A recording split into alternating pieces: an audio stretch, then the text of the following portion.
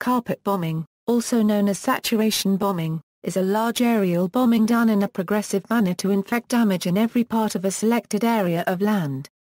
The phrase evokes the image of explosions completely covering an area, in the same way that a carpet covers a floor. Carpet bombing is usually achieved by dropping many unguided bombs.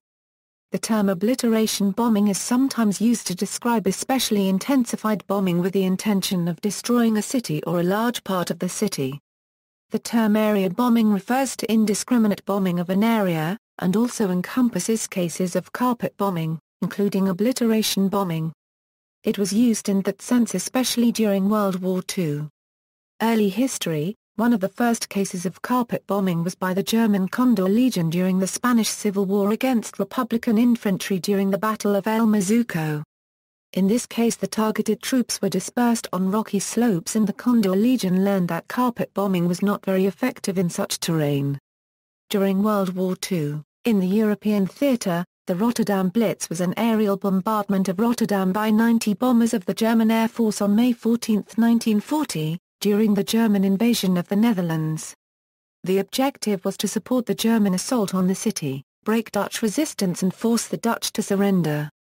Despite a ceasefire, the bombing destroyed almost the entire historic city centre, killing nearly 900 civilians and leaving 30,000 people homeless. The destructive success of the bombing led the Oberkommando der Luftwaffe to threaten to destroy the city of Utrecht if the Dutch government did not surrender. The Dutch capitulated early the next morning. As the war progressed, the British built up RAF Bomber Command, which was capable of delivering many thousands of tons of bombs onto a single target, in spite of heavy initial bomber casualties in 1940. The bomber force was then wielded by Arthur Travers Harris in an effort to break German morale and obtain the surrender which DeWitt had predicted 15 years earlier. The United States joined the war and the USAAF greatly enforced the campaign. Many cities, both large and small, were virtually destroyed by Allied bombing. W. G. Spall's book, On the Natural History of Destruction, comments on the carpet bombing of German cities and asks why it does not play a larger part in the German national consciousness, and why virtually no German authors have written about the events. Despite the lack of literary coverage, a style of film shot amongst the urban debris and depicting the gritty lives of those who had to rebuild the destroyed cities called the Rubble Film, developed in the years after the end of World War II. Carpet bombing was used as close air support for ground operations. Massive bombing was concentrated in a narrow and shallow area of the front, closely coordinated with advance of friendly troops. The first successful use of the technique was on May 6, 1943, at the end of the Tunisia campaign. Carried out under Sir Arthur Tidder, it was hailed by press as Tidder's bomb carpet. The bombing was concentrated in a 4-by-3-mile area preparing the way for the First Army. This tactic was later used in many cases in Normandy campaign, for example in Battle for Caen. In the Pacific War, carpet bombing was used extensively against Japanese civilian population centers, such as Tokyo. On the night of March 9, Euro 10, 1945, 334 B-29 Superfortress heavy bombers were directed to attack the most heavily populated civilian sectors of Tokyo. In just one night, over 100,000 of the population had burned to death from a heavy bombardment of incendiary bombs, comparable to the wartime number of U.S. casualties on the entire Pacific Theater. Another 100,000 Japanese were left homeless. These attacks were followed by similar ones against Kobe, Osaka, and Nagoya, as well as other sectors of Tokyo, where over 9,373 tons of incendiary bombs were dropped on civilian and military targets. By the time of the dropping of the atomic bombs on Hiroshima and Nagasaki, light and medium bombers were being directed to bomb targets of convenience, as most urban areas had been already destroyed.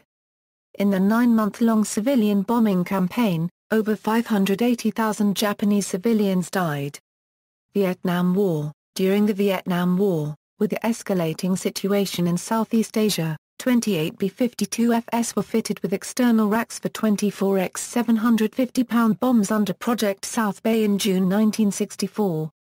An additional 46 aircraft received similar modifications under Project Sun Bath. In March 1965, the United States commenced Operation Rolling Thunder. The first combat mission, Operation Arcade Light, was flown by B-52FS on June 18, 1965, when 30 bombers of the 9th and 441st Bombardment Squadron struck a communist stronghold near the Ba N Ka Ti district in South Vietnam.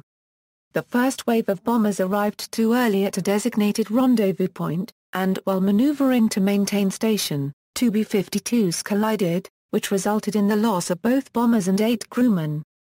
The remaining bombers, minus one more that turned back due to mechanical problems, continued towards the target.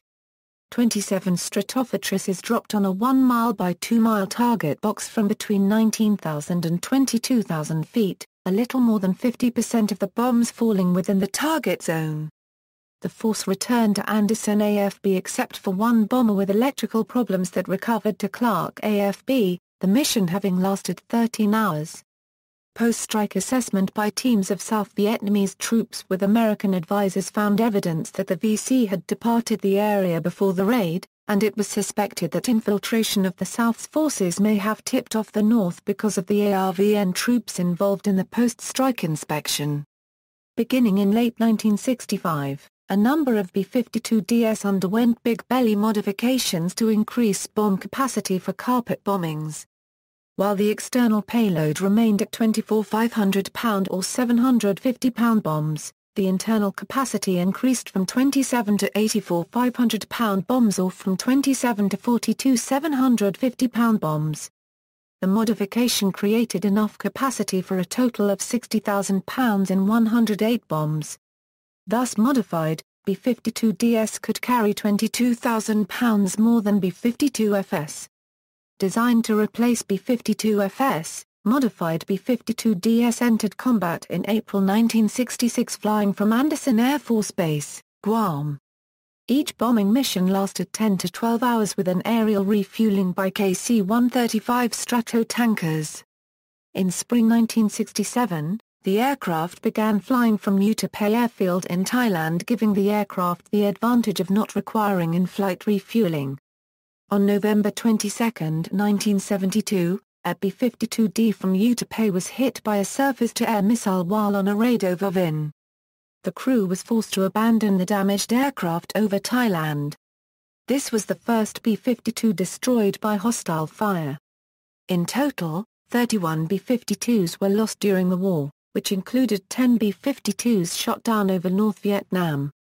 The zenith of B-52 attacks in Vietnam was Operation Linebacker 2, which consisted of waves of B-52s. Over 12 days, B-52s flew 729 sorties and dropped 15,237 tons of bombs on Hanoi, Haiphong, and other targets. Originally 42 B-52s were committed to the war.